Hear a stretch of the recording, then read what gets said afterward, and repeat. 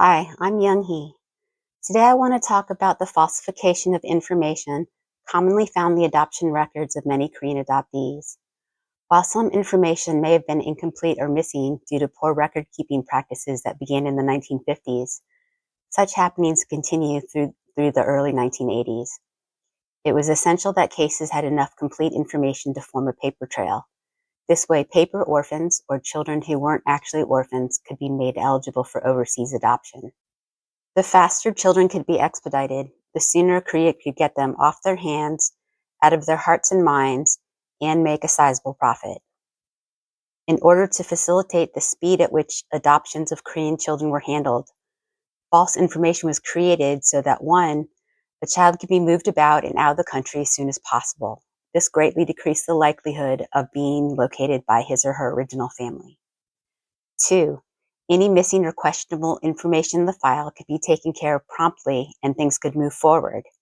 And three, in situations where a child was not healthy enough to be sent out of the country or when the child died, things could proceed with little, if any, delay by sending a different child in their place. The actual child who was sent abroad for adoption would then have the wrong photos and information. In addition to expediting the adoption industry's efforts, this was also a pitiful attempt at finding a social welfare solution for dealing with the children of unmarried mothers.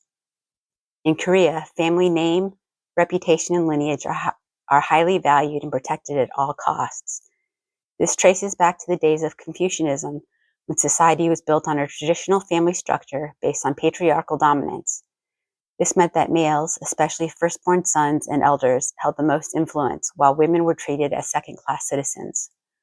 Early in history, women were so poorly regarded that they were not recorded by name in the family registry. Deference to, respect for, and the care of elders took precedence, which served to reinforce family loyalty and prominence. A deep responsibility toward and handling of family matters involved reverence for ancestral rites and worship, and the maintenance of a harmonious existence.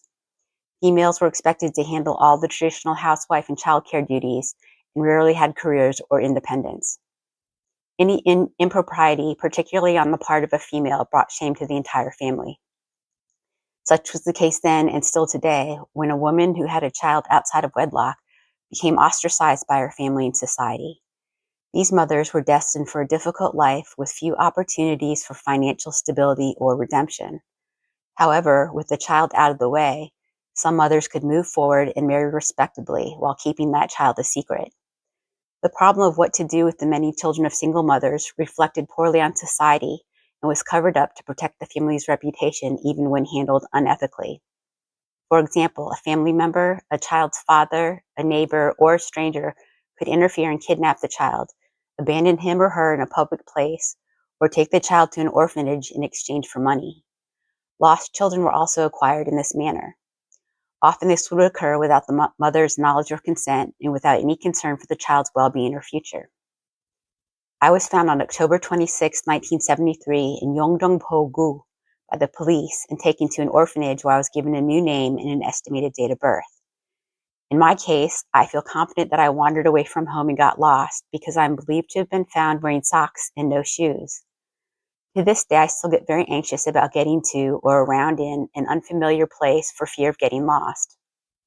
Just 4 days later, Social Welfare Society, formerly Child Placement Services and currently Child Korea Welfare Services, they flagged me for international adoption and I was moved into a foster home to prepare for my life in America.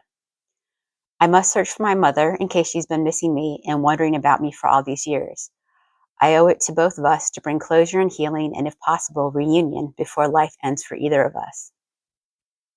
If Korea truly wants to alleviate some of their social issues, they must make every effort to care for the welfare of all their citizens, including supporting single parents so that original families can stay together.